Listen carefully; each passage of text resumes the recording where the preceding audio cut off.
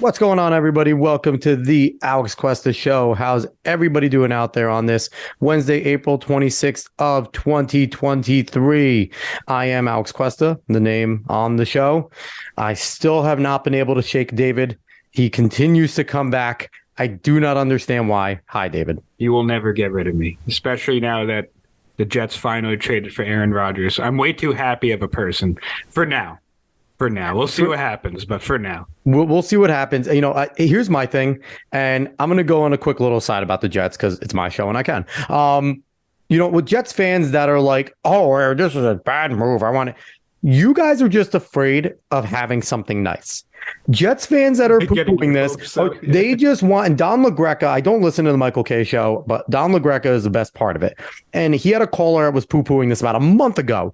And he just flat out was like, you guys like being losers, so you could just complain and have no expectations. So you know what, Jets fans?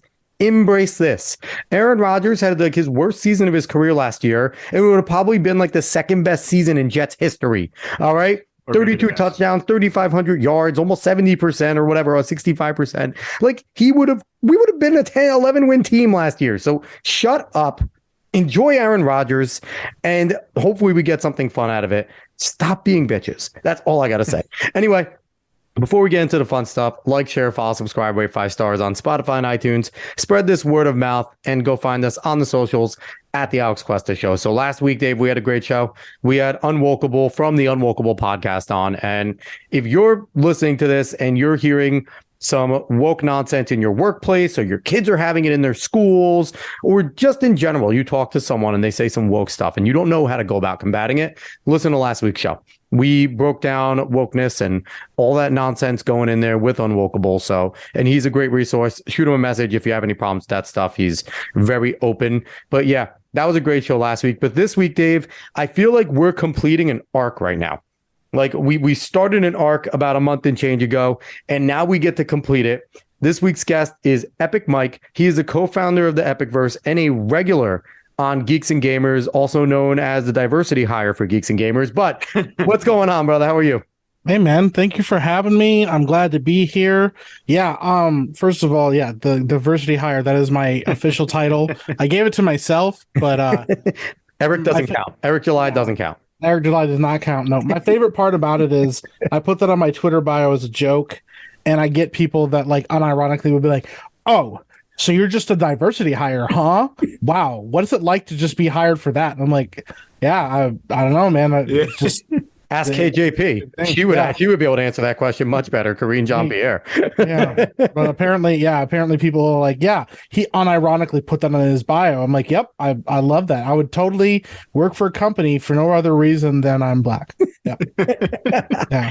But I was going to steal the little meek and play it while we were here, but I don't want to get sued.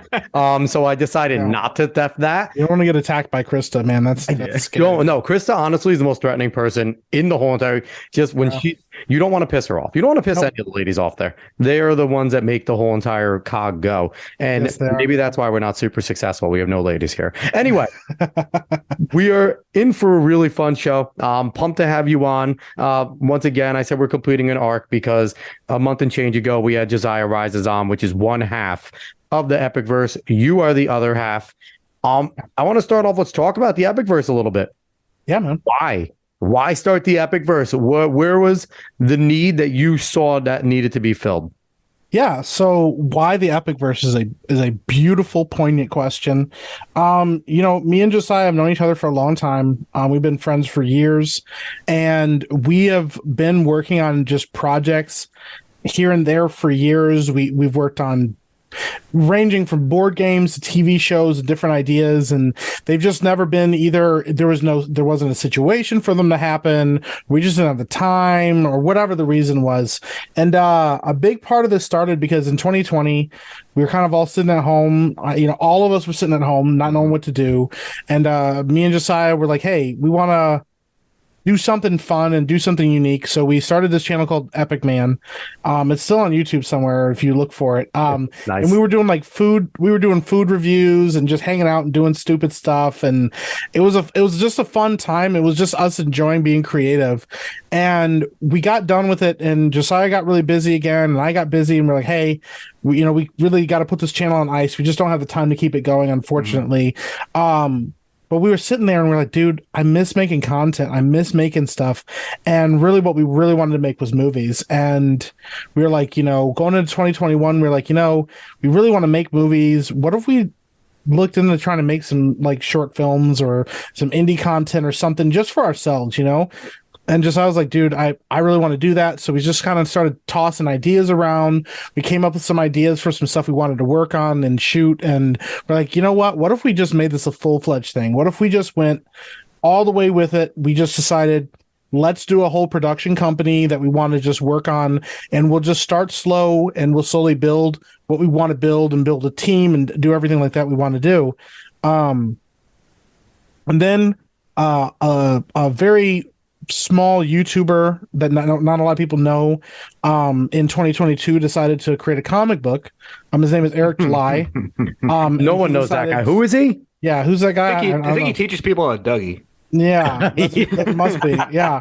So he decided to launch a comic book company called EpicVerse. And for the record, the idea, I don't know who came up with the idea first, but we had the idea for EpicVerse, the name, for a long time before we knew Rippa was doing the Rippaverse and vice versa. Because we actually had a meeting where he was like, hey, this is what I'm working on. And I was like, oh, this is what we're working on and stuff. So people are like, oh, wow, everybody's got a verse. I'm like, it just works as a name. It's also official now. Anyone else that wants to do side projects from Geeks and Gamers has to put verse on at the end of it. Like that. You have to. Like Ryan needs to change RK Outpost to RK-verse. Like it can't be like, it needs to just change. Yeah, 100%. You have to. Yeah, it's this is on brand now. But yeah, so Rippa kind of kicked the doors off the independent industry. It wasn't just comics. What he did was a lot bigger than that, because it showed that people that are putting the work in and willing to put the effort in and want to take the risk could potentially succeed in this industry at a level that we've been told we can't succeed in this industry. Yep. A lot of times, like you see people do crowdfunding and stuff like that for projects, and it's not that there's anything wrong with crowdfunding. We've seen very successful crowdfunding campaigns and stuff, but it's always, hey, if we can get the resources, we'll do the work, and that's kind of how it's always been. So for a guy to come in and go, I've got the work done. Yeah. Now let's put our money where our mouth is, and you guys can buy the product that I have done for you. Yep. And for him to do so well and at such a high level, me and Josiah, like 2 days afterwards, we're like, dude, we're like sitting here almost like rubbing our heads, like, we got to get this going. We got to accelerate this, because one, it's not because we're just trying to be the first people, but because one, we want to inspire people to go like, hey, this is the time to do it. So like everybody, like, strap up your boots. Yeah. Let's go now. Don't wait. Like, somebody kicked the door open for you. Don't wait until somebody repairs it and puts a new lock on that door. Oh yeah. Because that's the thing. And the other thing is, this is something we talked about.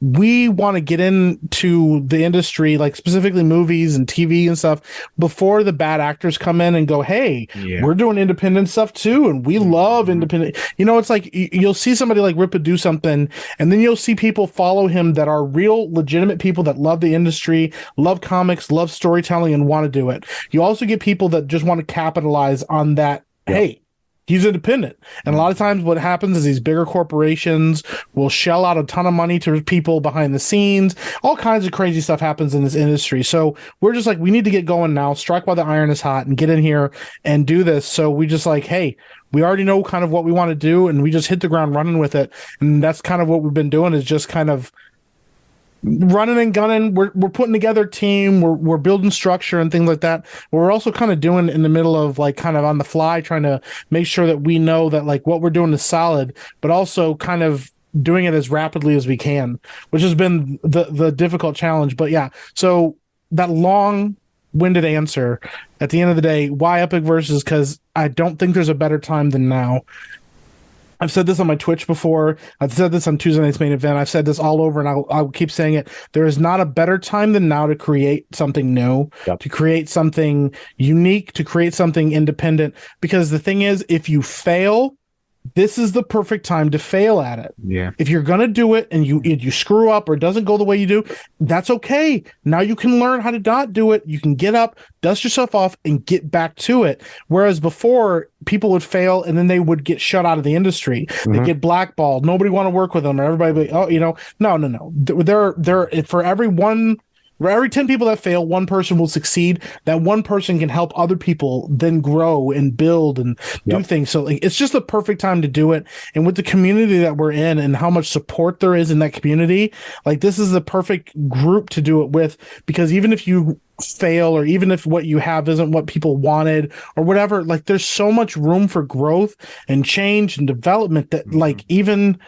not reaching to the goal that you hopefully wanted to, you're still going to hit something and you're still going to get a group of people around you that want to support you and want to see the best for you. And that's so rare because the industry and in comic books and entertainment in general is so gatekept, it's so exclusive, and it is so run by, like, there's a stranglehold on an industry because it's run by people with power and resources that only let certain people in and only let certain people make movies. And as we're seeing now there's an agenda of like, okay, well, not only can you not make movies this way, but you have to make movies with these checklists in mind. You have to make movies, making sure that you're reaching these diversity quotas and representation quotas. You have writers that have been working in the industry for 20 plus years go, I look at the stuff that I'm seeing being written and it's terrible, but I can't say anything about how bad it is, or else I'll get fired because I'm going to get called a racist. Exactly. Or I'm going to get called a sexist, and that's an awful place to be, to see that,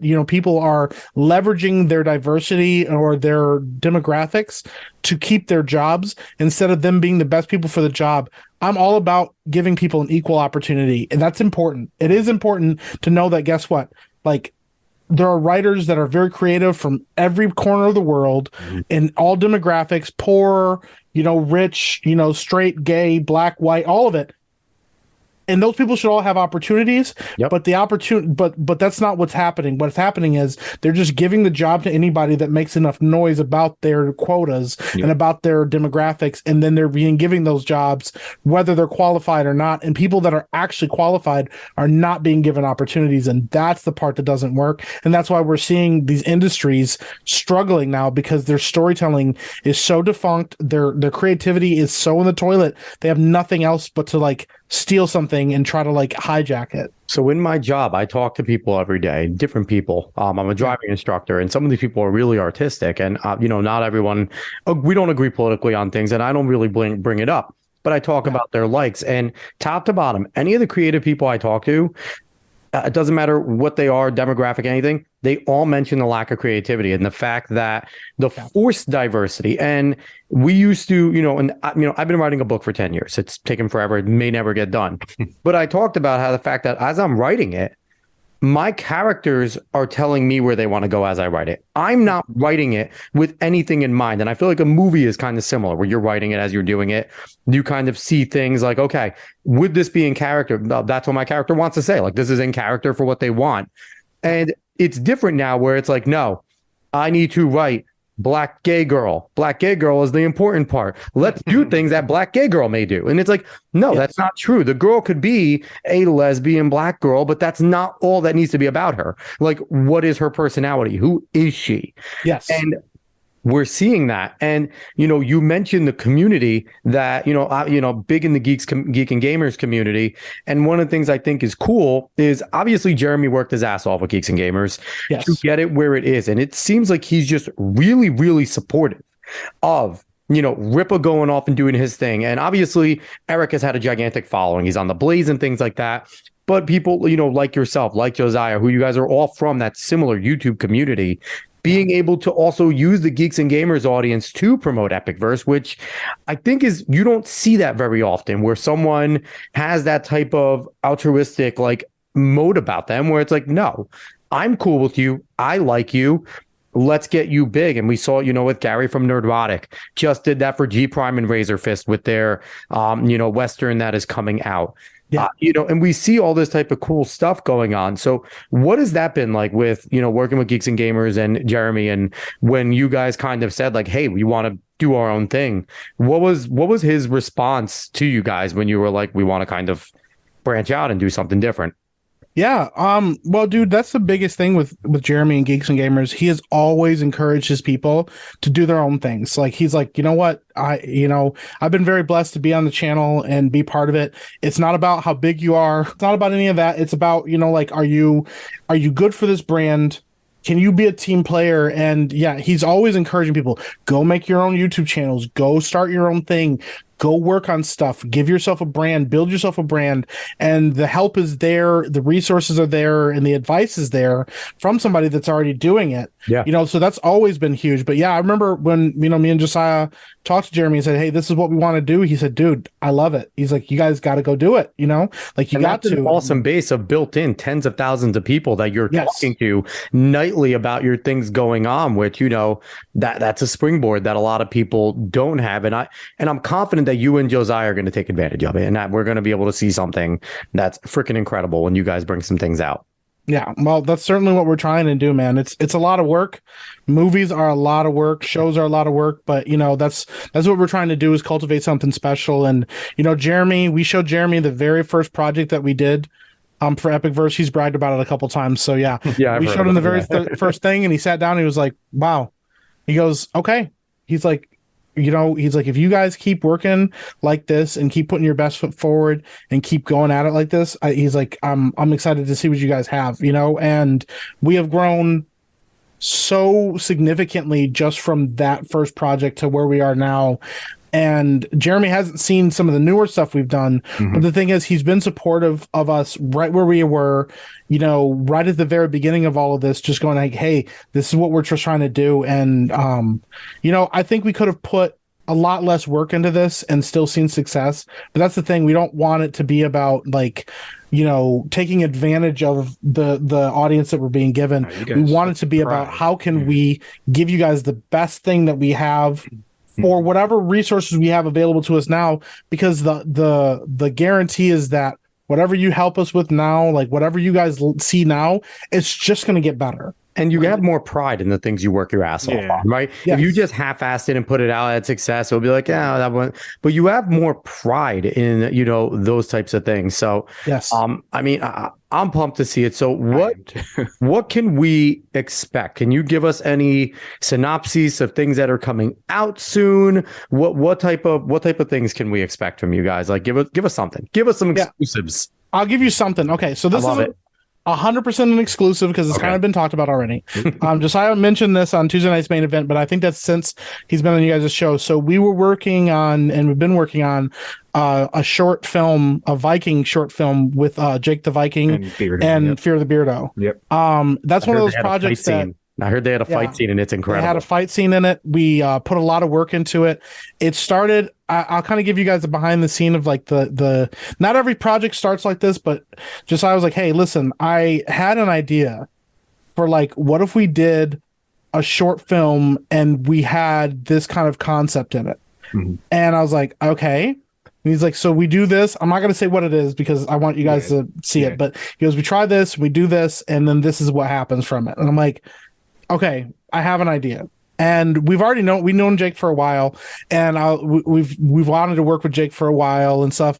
I was like, okay, I got an idea. So I sat down and I banged out a script and I gave it to Josiah, and he's like, dude, like, this is awesome. Like, we got to do this. And I was like, well, the people I have in mind for this, I think Jake the Viking and Fear the Beardo would be perfect. They are absolutely perfect for that. And he was like, oh my gosh, dude. He's like, yes. So we reached out to Jake, and Jake was like, hell yeah, let's do it. We reached out to Beardo, and Beardo was like, hell yeah, let's do it and stuff. So yeah, I will say this. These guys put in a lot of work. I mean, they're, both newer to the acting scene, never have done any choreographed fight scenes, anything like that. And we sat down, we had an awesome stunt guy work with us. His name is Tim. And he sat the guys down, and over 2 days, they worked their asses off to get the choreography down. And then the day of shooting, they worked their asses off and did the fight scene and nailed it. And it's a lot of work. I will say this: the fight scene is all done in one take, no cuts. He's a madman. Yeah, he's a madman to do that. Let's just do it. Yeah. And so that was the thing that we did, and the hope is that once again, it's a promise of something more. If you guys think what we have now is awesome, then imagine what we can do with more resources, more time, and more backing, more people that want to work with us.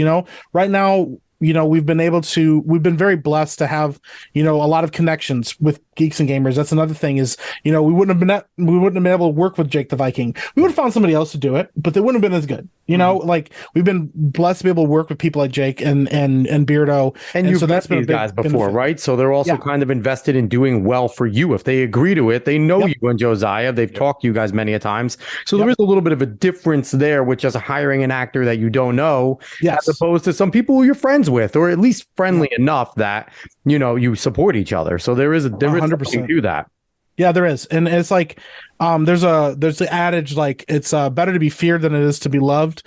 But if you're loved, like people will do more for you, it's absolutely. It's one thing to be like, oh, I don't want to get fired, so I'm just going to work. It's another thing to be like, I love the guys that I'm working with, and I'm going to do my best for them. And that's what your best. You'll go to extra mile. You'll do something extra. Yeah, 100%. I'll tell you this. Go ahead, Mike. I'll tell you. Go ahead. I was going to say we had been a long day of shooting, and we had to get like a couple more things shot. And Beardo was laying on his bed, and he was like exhausted because these guys were working hard, and he was like. I was like, hey, man, we just got a couple more things we got to do here. And I was like, we could do it tomorrow. We could do it today. It's up to you. And he just goes, you know what, Mike? I don't want to let you guys down. Let's do it. And he got up and he dude, and it was a lot of work. Yeah, I'm telling you, man. I mean, these guys were wiped out. They were tired. They were sore and everything, and they did it, and they worked really hard. But that's the thing. Like, at the end of the day, we all got done. We were all happy with what we did. We sat around. We watched the raw footage, and we're like, "Let's go!" Everybody was pumped. Everybody's clapping and like excited. And that's the difference. Is like, and that's something that I think it's missing in the film industry today.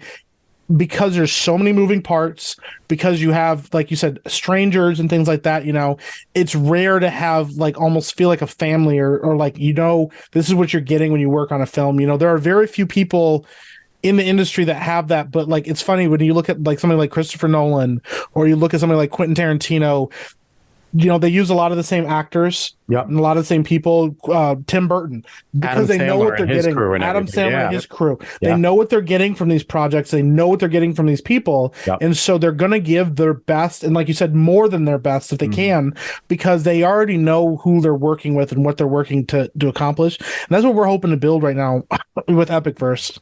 So, I have a few things. Just first off, we've had Josiah on, we had you on. I consider us bros now. I'm just saying a little bit of a early screening so we can kind of talk about it on the show and say how great it is before it comes out. Just throwing that out there. And two, I already offered for David and I to be murdered in Ethan Van Sciver's comic. I am now offering us out to be murdered in one of your movies. I would love to be out there and just be somebody that's just a random hack victim, because I can't act, but I would love to just be like, hey, see that guy that got murdered? That's me. That's me. I'm dead. I'm dead. I'm there. I can do the Bugs Bunny croak. Yeah. I'll put one of those on the ground, and then you'll fire me on the spot. No, that's sorry. So I'm curious. I'm curious. Has the Daily Wire or anyone like that approached you guys at all? Because the Daily Wire has been starting to do their movies, and they are, for lack of a better term, they are our big corporation on the right. They're one of them, and now Steve Dace did his movie with The Blaze, Nefarious.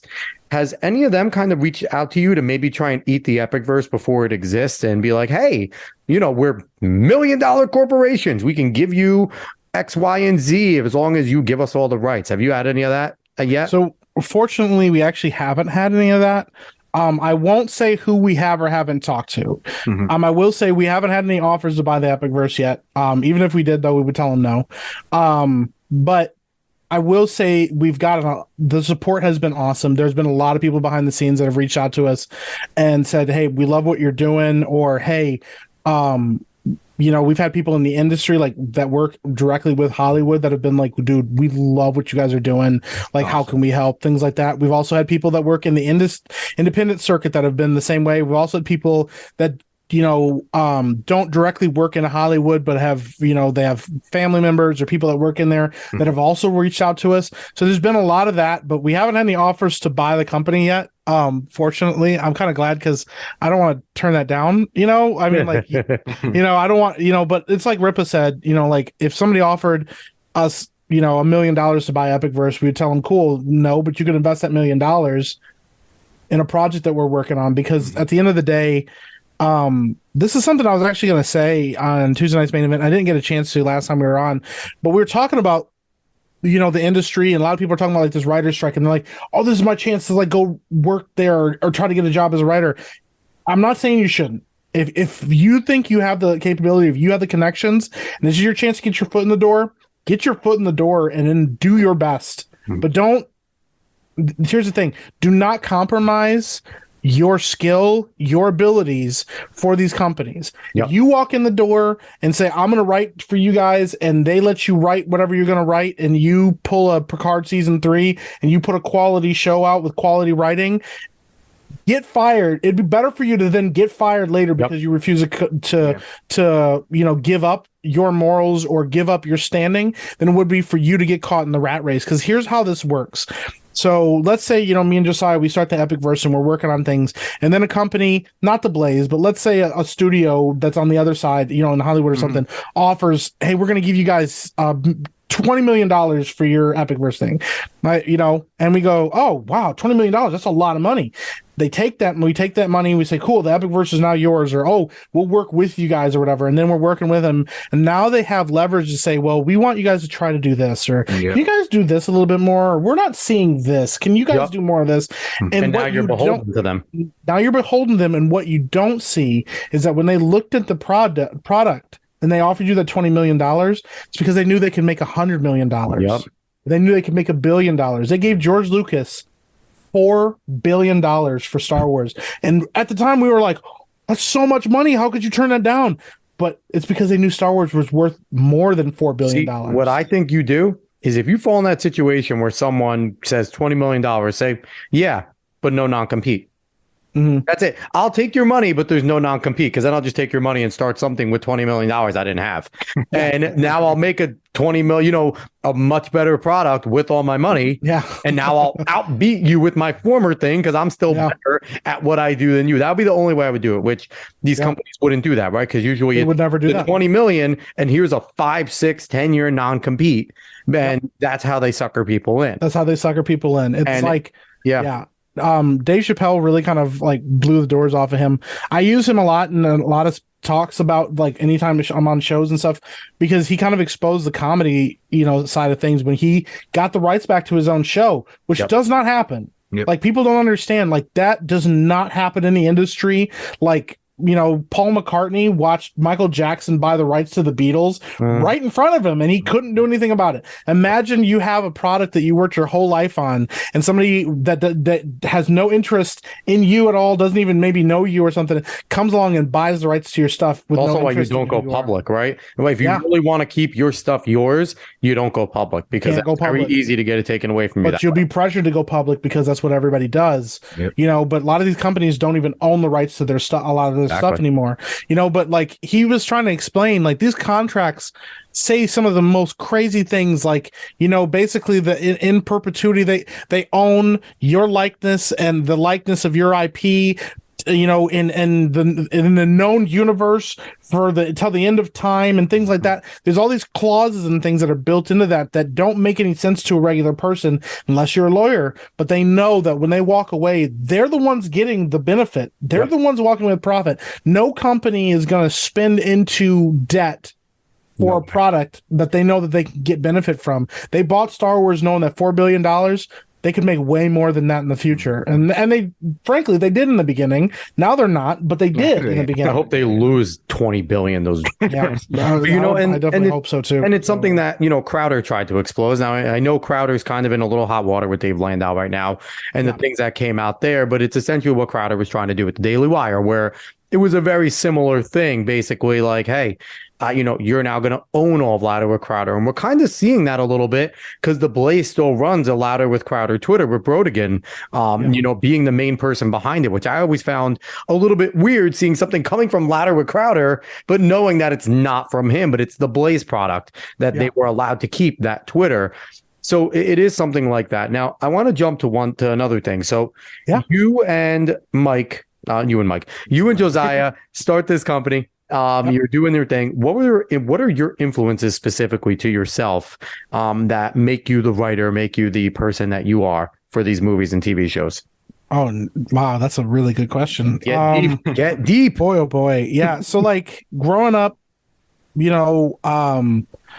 like as a kid, one of my favorite shows like to watch, I still remember this, like getting up every morning, Batman the animated series. Hell yeah.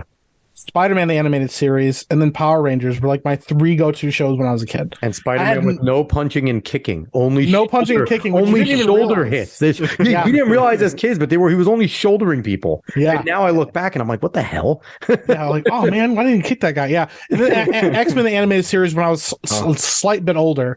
But so I grew up with all these shows that I didn't realize later were these shows were not just good as a kid that I was loving these shows. Yeah. They were also extremely well done writing, extremely well done shows that to this day the writing still holds up. Like Heart of Ice or whatever is like is that the name of it? Wow. I think so. The one with Freeze and everything. Freeze, yeah, where they introduce him. Phenomenal television. And Mark Hamill is still the greatest Joker of all time. Still the greatest Joker anybody that says Heath Ledger is better than him, Mark Hamill is the greatest Joker. Kevin Conroy and Mark Hamill are quintessential Batman. Rest in peace, Kevin Conroy. Yeah, 100%, man. But so I grew up with those, and then as I got older, my mom was really, really, really big on introducing me, to a lot of different books and a lot of different kind of stories and things like that. So by the time I was 10, I had already read Oliver Twist. I read The Invisible Man. I read War of the Worlds. I read The Time Machine. I read 20,000 Leagues Under the Sea. I had read Journey to the Center of the Earth. So I'd read all these classic. Wow, you read all those racist, bigoted books. Your mom exposed you to all that bigoted. How racist of her! Yeah. Oh my God, terrible people. And I grew up hating myself the whole time. No, I grew up reading these classic stories that were like these. At the time were these mind-bending stories that nobody had ever conceived of and stuff like that, So I got, I was reading those books at that time, but at the same time, my grandmother, this is funny because sometimes you don't realize how things build on themselves. My grandmother had every single episode of Star Trek, the original series, on tape. Yeah. She taped every single episode of it. She had this massive catalog of VHSs. I think she had I think she had 600 VHSs. She had every single episode though of Star Trek, and I watched all of them as a kid constantly. And then she also had all 3 Star Wars. So I watched the originals, the unedited originals as a kid. I mean, so I watched all of that stuff growing up. And then as I got a little bit older, my mom would constantly introduce me to more sophisticated things. So we got into Lord of the Rings when I was a little bit older, once I was able to kind of understand it. And then I got really into there's a show called Horatio Hornblower. It's called Hornblower. It's a series on BBC. I watched all of that as a kid. So growing up, I was just introduced to a myriad of stories and was constantly inundated with just really good storytelling and stuff like that. And I read a ton of books. That's the other thing. I will say anybody that wants to be a writer, watching television is important. It's huge. Because seeing it put to film is really good. Watching movies is a great way to become a movie maker. But also reading books is huge because reading books lets your imagination click into another level. Certainly. And I do a lot of theater of the mind. That's where I grew up doing that, is watching these books play out in my head. My favorite book series to this day still is Hitchhiker's Guide to the Galaxy. The entire book series is so good. It is good to read it. Very well done. I've read the first Hitchhikers. I didn't read the whole series, but just the first one is, it's the writing style. It does grip you. From the beginning, you're pulled into the world, and great writers can do that, right? Yes. And and that's I'm a Tolkien guy. I love everything Lord of the Rings. Some are really on Hobbit, Lost Tales of Middle Earth. That's awesome. I read all of those in the Aragon series. I love the Inheritance Cycle was really good, but great writers do that, right? They Yep. pull you in from the first sentence. That first sentence Absolutely. you start reading and you're like, okay, what's going on here? Yeah. And and again, like you said, I think that's important too, because with the movies, if your first scene kind of sucks, then you're looking at it going, I guess I got to give it 10 more minutes. When that shouldn't be the case, right? You should want to know what's going on after that first scene. 100%, man. Yeah, 100%. And yeah, man. So once I became like a teenager, a little bit younger, like 13, 14. First I was like 11 or 12 when I first started watching it. My mom introduced me to The Matrix. I like lost my mind as a kid watching that movie. I've seen The Matrix well over 100 times. I used to watch it on back to back, like all day. I would just have it on loop. Oh, that's I would just like watch it and rewind it and watch it and rewind it. I love that movie. And as I got a little bit older, and then we like, because it was mostly VHSs than DVDs. And so like my mom at one point had a bigger collection of VHSs than my grandmother. We had like an actual catalog book. We have like over 1,000 VHSs, and you'd go through the VHSs to find what movies and where they go and make sure they were all put back and stuff. Dude, it was crazy. And then once DVDs came out, she started swapping those out for DVDs. And so we had like thousands of DVDs of movies and stuff like that we'd watch. And I got really, really into commentaries and listening to the directors and the actors and producers talking about that and what went into making these movies and what went into like the ideas behind these films or these ideas behind these scenes. And I would just like sit and watch these commentaries, and like I'd actually get actively upset if I watched a movie and it didn't have commentary, because I was like, dude, what the heck? Like now I can't like learn about this. But it was like all kinds of movies. I remember listening to the commentary on Cat in the Hat, which that movie with Mike Myers is not a kid's movie. No. It's something else. It's fantastic, man. Fantastic. I will forever remember multiple scenes in that movie, especially the one where he steps on the rake and he says "dirty hoe." Oh yeah. Like shit like that.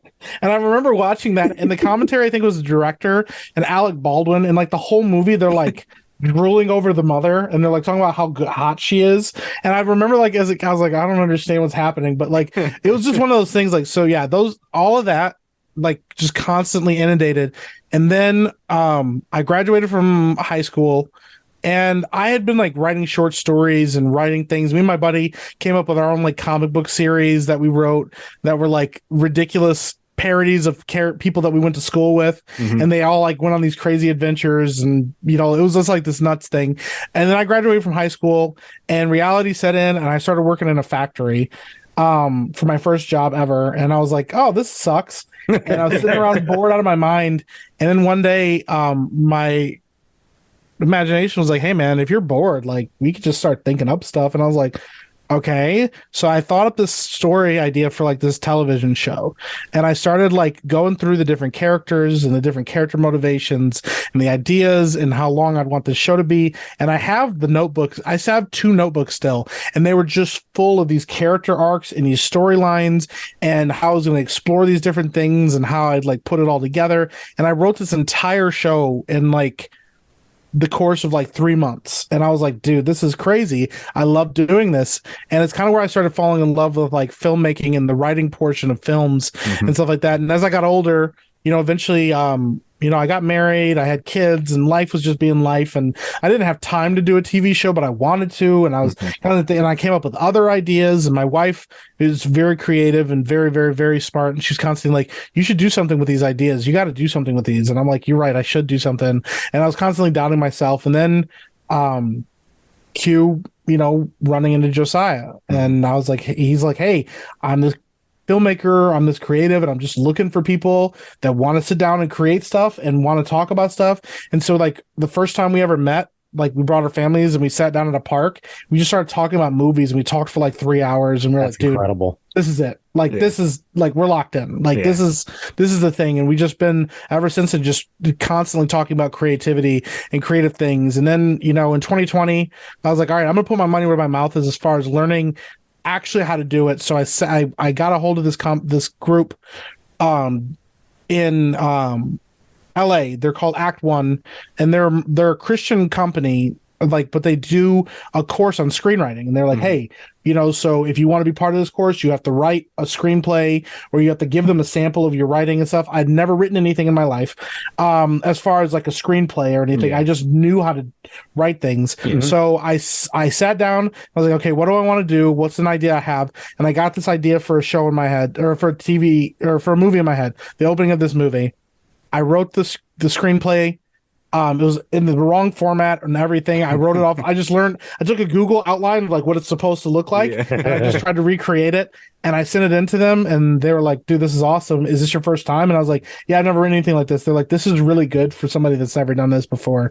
And then I got a mentor, and the goal of the course was, it was like every day, like 2 or 3 classes a day, and we were going through like meeting different people that worked in the industry and meeting different people that knew what they were doing, have been doing screenwriting, or were teaching it, or were producing, and all these different things, and giving all this advice on how to do things and how to write things. And we do all these exercises on writing and stuff like that. And in the meantime, I was working on an outline for my story, and my mentor was just walking me through, this is how we do things, and this is how you don't do things. And she's somebody who we write very different things. She was like, superheroes, sci-fi, fantasy, none of that stuff's in her wheelhouse, and I was like, but she's like, but what you're writing, I can tell is quality, and I can help you figure that out. And so she did. She worked alongside of me with that. And so we got through 2020, and I came out of it, and I had this idea of, I knew now how to write screenplays, and I had an idea of how difficult it was going to be to write a screenplay and get it anywhere, because of how difficult Hollywood is to break into. But I felt equipped to be like, okay, let's do something with this. And then, cut 2 years later, and now EpicVerse, and Josiah and me, working on stuff, and me writing, shows and writing scripts for short films and full length features and all this stuff.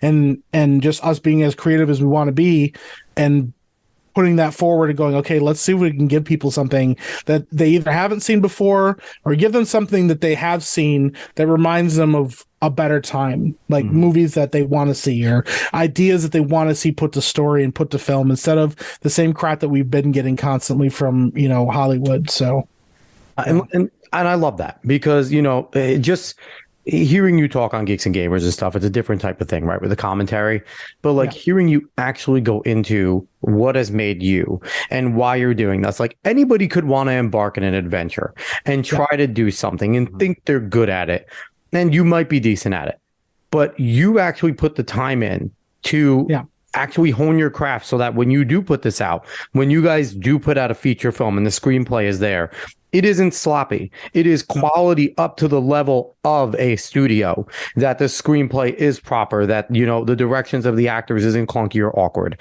that they are doing the proper thing and the lines are well. But, so you took the time to do it. And it's awesome just to hear, someone with the passion like yours that wants to do something, but is taking the time to do it right. Like, you're not just going out and trying it, and then if it doesn't work, like, oh, well, this didn't work out. Like, no, you're putting in the time. And whenever somebody does something like that, I feel like it's only a matter of time before you do actually strike gold at something, because obviously you're working hard.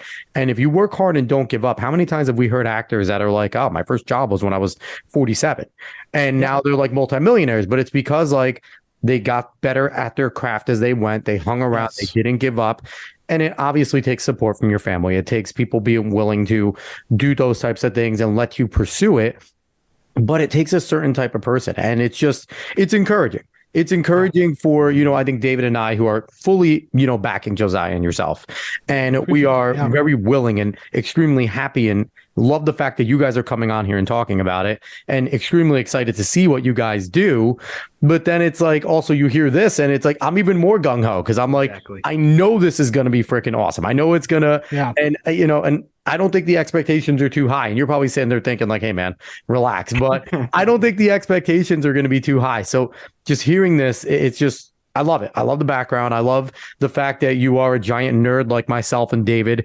And it just makes me even more confident that somebody who's a fan of the things that I'm a fan of is going to write something that I think is going to connect with me and a lot of other people that are starved, right? People that love Marvel, people that love DC. We all went to manga and anime. A lot of your diehard fans went. because manga and anime is still giving you that. And like you said, giving you something you've seen before, but better. What is manga and anime? It's doing tropes, but doing them differently. And, taking an original idea, adding the tropes and doing it your way. Yes. And there's nothing wrong with that. And I feel like that's what a lot of mediums are. Like movies could be predictable, but as long as it's done well, we don't care if it's predictable because it's awesome. Yes. So, I love everything that you brought there. It makes me even more excited for the EpicVerse. Yeah. I can't freaking wait. I appreciate that. Like I said, yeah, I mean, there's always that thing. It's always pressure to hear people be like, my expectations are so high. And I'm like, oh God, like I really, but your CGI can't be worse than Disney and DC and Marvel lately. So true. Yeah, that is very true. But like, then, the hope is like, okay, well, you know what? I'm going to do my best and keep doing my best and keep working hard and give you the best that I can. And just know, like, no matter what, like I'm never going to stop working hard. It's a principle in life that I live by, that like everybody at some point should get their ass kicked, because if you never had your ass kicked before, you never, I've met people that have never had their ass kicked before. And those are the guys that are like mouthing off to somebody like in a store and don't realize that guy that's standing there like clenching their fist like could put them down if they wanted, but don't. Like being able to be humble enough to realize that there's always somebody better than you. There's always somebody more skilled than you. I have a very close friend of mine who just kind of does writing on the side, and their big thing is like tabletop, like D&D and stuff like that. They're probably one of the best writers I've ever met in my entire life. Like it takes quality writing to be able to be a proper dungeon master and to really write those scripts, because a well-written script for D&D is like a book. Oh my gosh, yeah. You dive into 100%. That world and you're playing an RPG. Like that's the purpose of it, right? It's a tabletop RPG, and it does take skill there. So yes, it does. Is that somebody you're trying to poach to help you write anything for the EpicVerse? I cannot confirm nor deny whether or not they're doing that. I will say this, but there's somebody that if they were willing to, if they have the time to, and if they ever want to work with EpicVerse, they are 100% invited to, because they're a very close friend, but they're also a phenomenal writer. And that's the thing.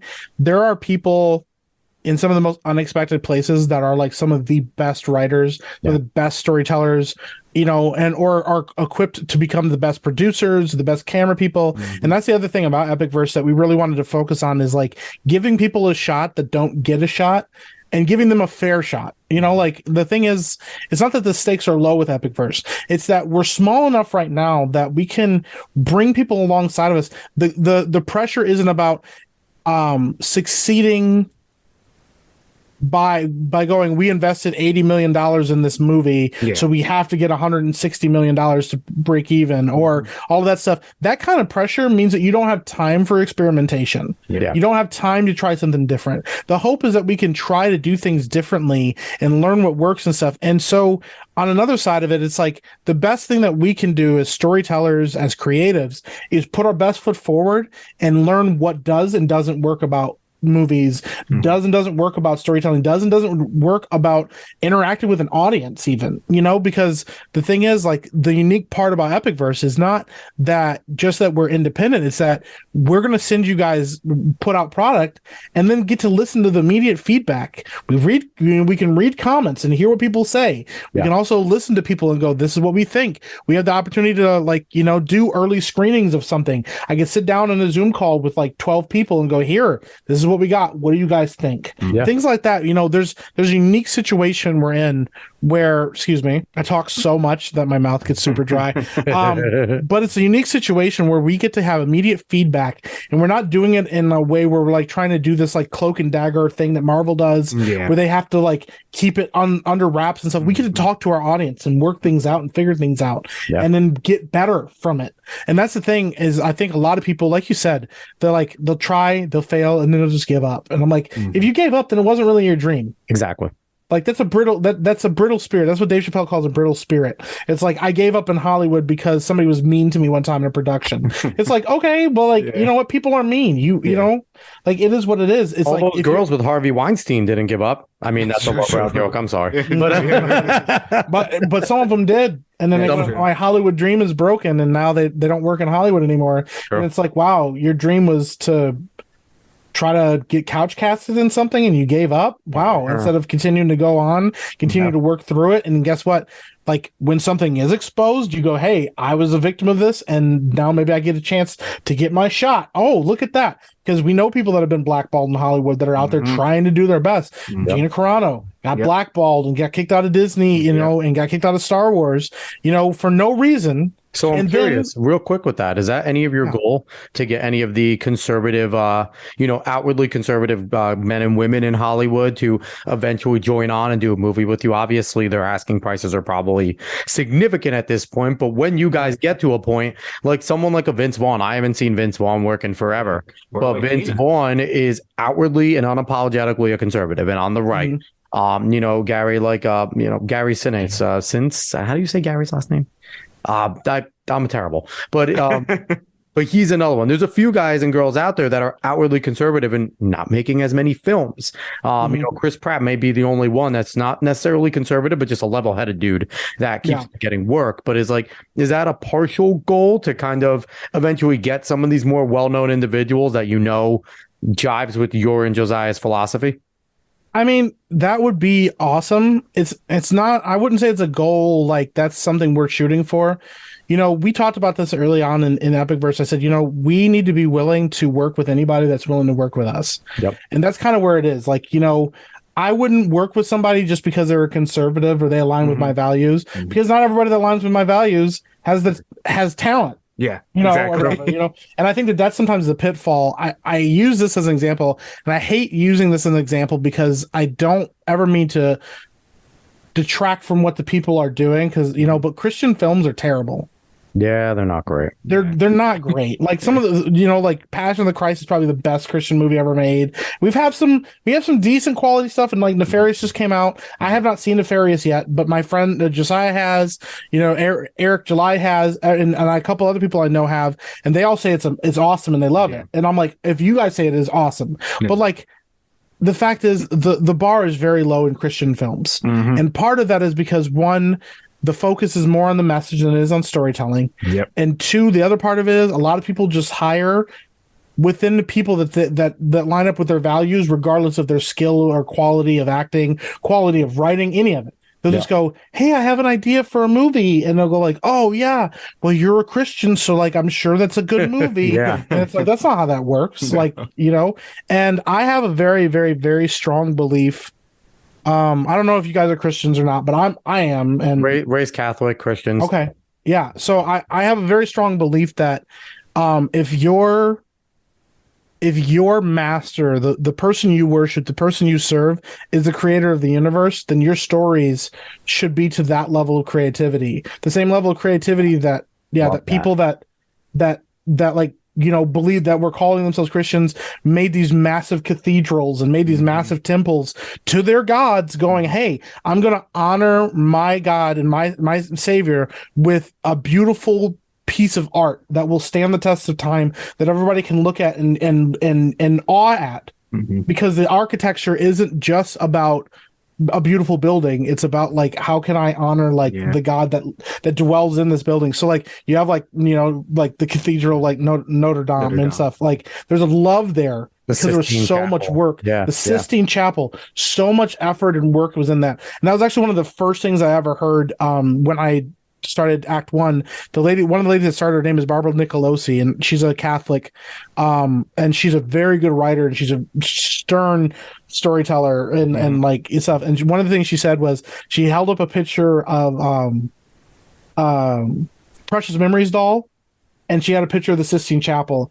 She said one of these is art and one of these is not. She goes, now one of these will be considered art because it makes people feel good about themselves, but when you compare the two, they're not comparable. This Sistine Chapel is not comparable to a Precious Memories doll. They're very different. And the church has become very okay with precious memory dolls being the expression of art within its industry, instead of going, we should be having the Sistine Chapel. We should be making movies that move people, that shake things, that change things, and that draw people in. I mean, like, you have Prince of Egypt is like considered one of the greatest animated films of all time. And it's a story out of the Bible. And, you know, one of the things too is if you're a Christian and you're writing, your values are going to be put in there anyway. It's a similar thing to what the woke are trying to do with their things. If you're trying to force feed a message, then that message is going to be all it's about, and it's not going to be good. But if you're a Christian, like obviously you're a Christian man, so you're writing things based on your morals. You're not necessarily trying to put the message in there, but your message will shine through, whether or not. So you'll get that message across. If you're, the good, wholesome family values, those types of things will be there. And, honoring your mother and father, like the 10 Commandments will shine through. Honestly, those are our guiding principles, and you'll have them in there, and you'll show the moral good and the moral bad will be based off of your philosophy and your belief in your religion, because that's how we all got our moral founding. Like I have behind me, people can't see, Gooseberry Pie. George Alexopoulos wrote that, kids book. That kids book, one of his things is he wanted to bring back wholesomeness to kids books. And this is as wholesome as it gets. It is a fun little book, and it is about a synopsis about a little mouse going to try and find the best berry to go put on the top of Gooseberry Pie, which his mother made, to give to their father, because their father was starting a new project and was hard at work, and they wanted to show him that they appreciate him. That is the synopsis, and it is it's a fun tale. My daughters love the hell out of this book. It's a longer book, but whenever we read it in bits and pieces, because they're 5 and 3, so their level of focus is not very long. But it is a wholesome book, and I just think George is going to write that, because that's just where his values lie. And I think more of us need to realize that if you just write where your values are, if you just write out of your heart, then you're going to write that. You don't have to send the message. The message will be there. So, and I'm pumped again to see that, because I think that you're going to do that. And, I just feel like more now than ever that mine and David's death in these movies will be super creative. So I'm really excited to have a very creative death. It's funny, man.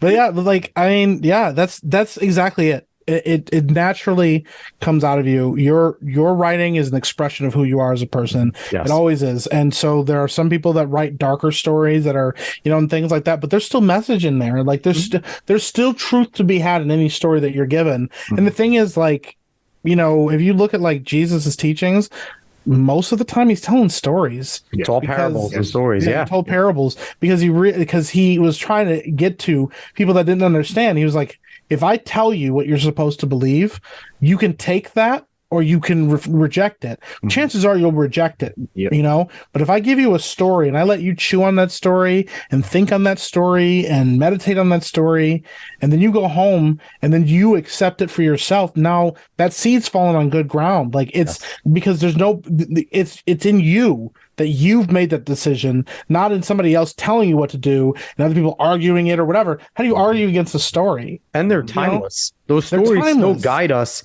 in our issues today. You can still go to the Bible, read, a section that would be relevant to us today, and be able to ponder the answer as the way that Jesus would have wanted us to come to it. Yes. And, when I look at our world today, everyone just go back and read the story about Sodom and Gomorrah. Honestly, just go back, because we are living through a modern day Sodom and Gomorrah, and you need to be that one righteous person that lives in Sodom and Gomorrah that will save them.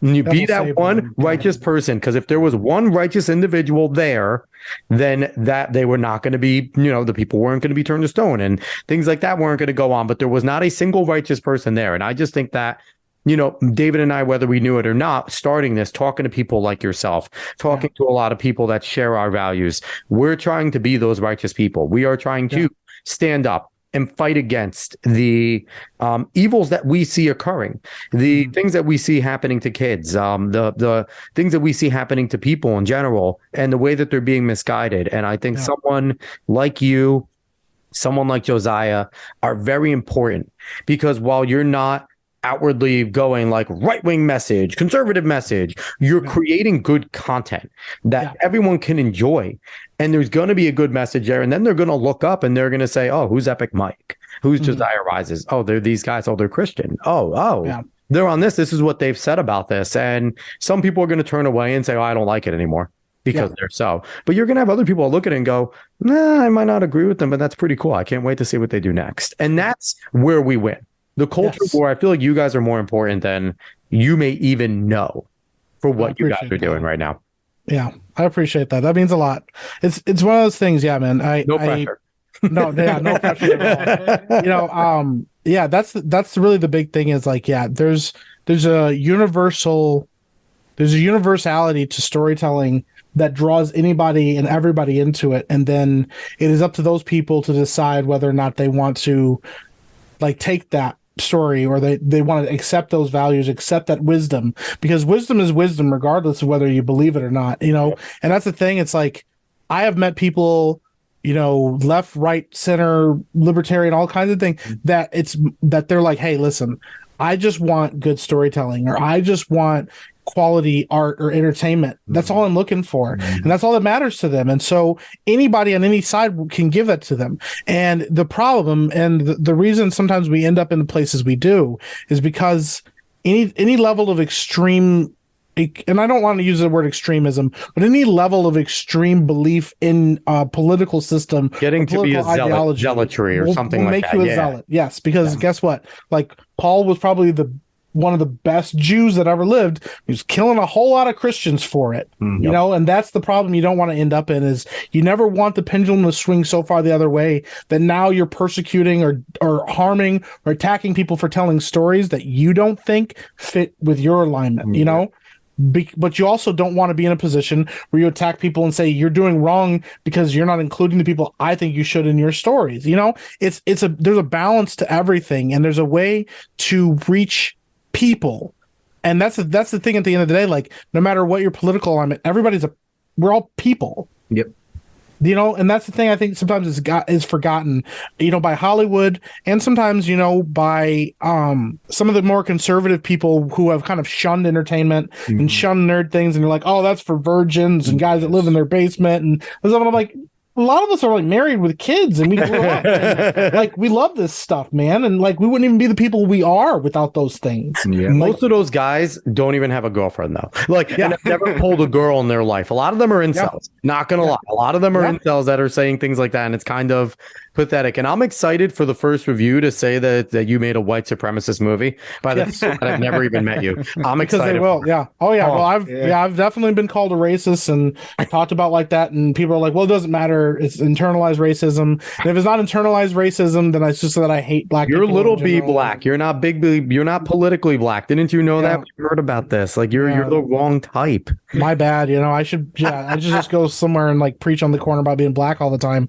and then that'll make me that. I mean, it's crazy to me to be in the situation we're in. Yeah, where that's the case, and somebody will just say, you know what? I made a snap judgment about who you are as a person, and I won't ever come up off of that regardless. But the beauty of it is, by putting in the work and doing quality work, there will be people that want to hate me that can't. Yep.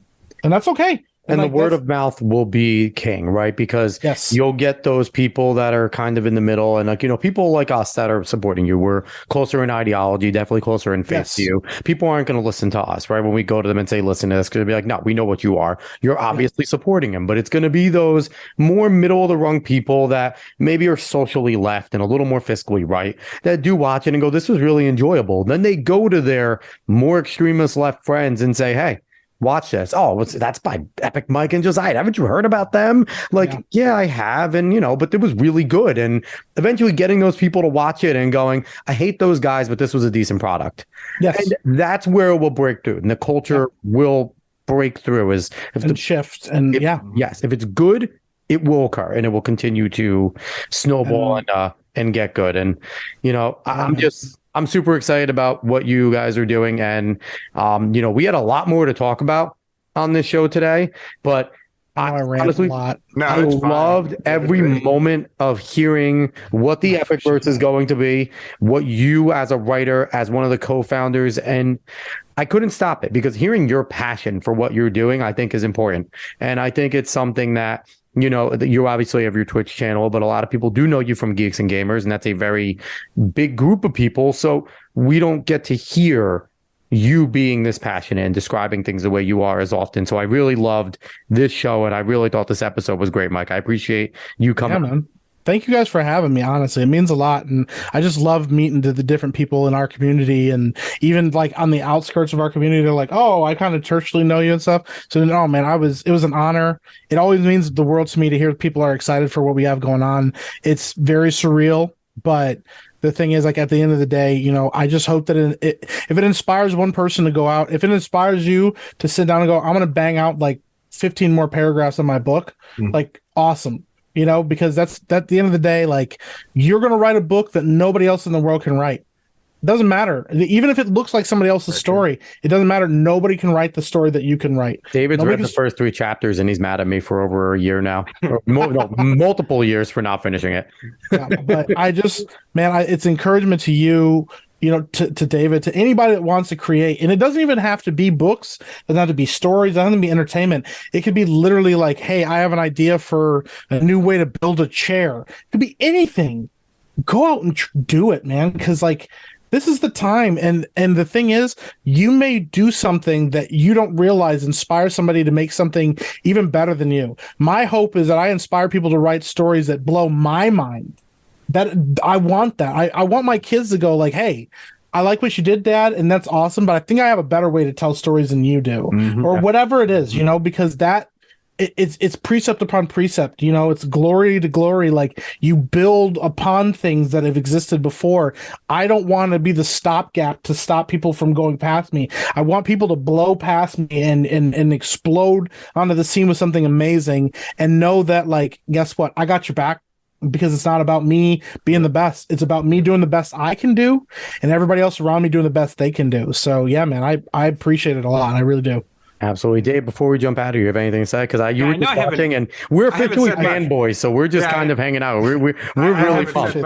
Usually I say a little more, but I haven't said much. You guys have been killing it, honestly. I have no reason to say anything. But I might take a little bit longer on my final word, though. Go for it, Dave. And I will say this. I loved what you said, Mike, when you said your philosophy that everyone should get their ass kicked at least once. Because in general, I mean, the way I look at that, it's basically the hero's journey where, you know, you're going to have to go through some suffering. You're going to have to go through some suffering to get to where you need to go. And honestly, that's not what we see in, like, a lot of things nowadays in entertainment or in just people's lives. And even if they say themselves they're going through suffering, they never even try to push out of it. They, in fact, lean into it and then try to use it and utilize it for something else instead of getting past it and going up that hill. So, absolutely. Yeah, and I am thoroughly excited for the EpicVerse. I cannot wait for everything that you guys are going to come out with. I'd like I said, I'm so excited. And then, like Josiah talking about being an absolute fucking mad lad and having a full continuous shot of a fight scene. I mean, I know your writing is going to be impeccable. I do. And like I said, I'm just excited for it. Can't wait for you guys to put out stuff and then eventually get Gina on there, because I'm kind of expecting that. I'm not going to lie. That's probably one of the people he couldn't talk about. Like, I see that he's cheesy smiling. You guys can't see. It's got to be. I can't talk about who we have or don't have. But no, we're not going to. I'm a big Gina Carano fan, so yeah. Everyone should be. Yeah. All in all, just like Mike said, and I know I actually echoed the same thing last week with Unwalkable did, but there's a huge vacuum out there for everything. Go whatever the hell you want to do. I mean, like Mike said, life hit. He was in a factory. He got bored. In fact, it made me think of, like, you know, the themes of like a grayscale, and then eventually color starts coming out because of imagination and everything. Yeah. But, like, listen, if you feel like you stuck somewhere, it doesn't have to, like Mike said, it doesn't have to be entertainment. It doesn't have to be writing. It doesn't have to be any of that. You can create a chair. You can do whatever the hell you want. There's a vacuum for stuff. It's just go and do whatever you want to do. And you might fail. In fact, you might likely fail in some way, but you push through and you keep going and you'll inspire and you'll succeed in some way. Absolutely. Yeah, man. Failure is one of the greatest teachers. And the beautiful thing for, like, people that have faith, and this is sometimes why it's important to have faith in the creative sphere, is, like, when you fail, you have you have a father that, like, is happy that you did what he did by being creative. Like, you know, like, God rewards creativity. in his people because that's what he is. He's the ultimate creator. He loves it. He just told stories. He would be proud to see other people around him telling stories that try to inspire hope in people. You know, he was a carpenter. He would be proud to see his people building things with their hands that mean something and is of quality work. And that's the biggest thing. It's like, that's the scripture. Like, whatever your hands find to do it with excellence. Because you never know what you're going to create. You never know who's going to touch that creation. So yeah, man, I love it. You guys are awesome. I really do appreciate it. So. Thank you. And and that's what I tell everybody. And I told you I talk to a lot of creatives in my job. When I tell them, and they're like, a lot of them are nervous about putting out what they have, and that's definitely something like me doing these podcasts and starting. I'm comfortable now. When I first started doing it, I was nervous as hell. Yeah. But the bottom line is, someone will like what you do. There is always some like-minded people that do like what you do. Now, whether it's millions or tens, you're going to get somebody. So you might as well go take that shot, because the chance of it being millions is actually is a lot higher than people think. Yes. So, again, Mike, thank you so much for coming on. Again, he's Epic Mike, co-founder of EpicVerse. You can find him on Tuesday Night Main Event, Geeks and Gamers, pretty much every week. And Day Talker podcast. And Day Talker podcast. Yes. Day Talker podcast. Any plugs on anything else where, people can find EpicVerse stuff, where people can find you on the socials? Excuse me, I keep coughing now because I talk so much. Yeah, EpicVerse.tv is the main place. Like I said, keep an eye open. I know people have been wondering about where the updates are. We're playing everything very close to the vest. I don't want to give you guys more stuff and then you have to wait longer. It's like giving somebody a sip of water, like, instead of going like, trust me, like we're trying to build an oasis here, not just a sip of water. So yeah, check me out there. Just keep supporting Geeks and Gamers. Keep supporting Daywalker Comedy. Amanda C. Miller, she's awesome. She's professional, but she also is a great host. So keep going out and checking out there, and yeah, keep coming back here, guys, supporting this podcast. I love what you guys are doing with this. Thank you. You guys ask really great questions, and I think that you guys are really got something really special going on here. So yeah, man. Thoroughly appreciate that. High praise from you. Maybe one day I'll get out to a meetup and hopefully meet you and Josiah and everyone. Dude, that would be great. Yeah, trust me. There's going to be a lot more meetups once EpicVerse launches. We're going to be doing a lot of circuits and moving around and stuff. So yeah, man. Love that. I appreciate it. I love it. So what we got from that is Mike and Josiah are both teases. They are giant. That is what we get. Yeah, they are giant teases, and they're also cute. So no, I'm just kidding. Anyway, so everybody, again, Alex Quest, the show. If you like what you heard, please give a like, share, follow, subscribe. Yes. Rate 5 stars, Spotify and iTunes. Again, like I said last week, spread this word of mouth. If you have anybody that likes entertainment, they don't even have to be on the right. They like entertainment and they like hearing people passionate about entertainment.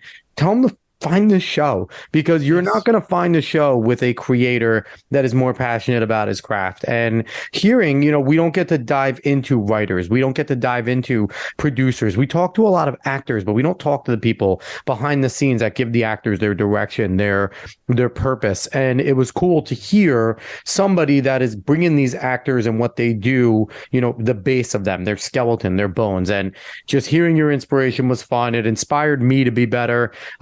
I will eventually go try and write the book again, but books of, it's another story. That book has pissed me off so many times. But again, Alex Quest, the show. We appreciate everybody for listening. We will be back again next week. So long, y'all.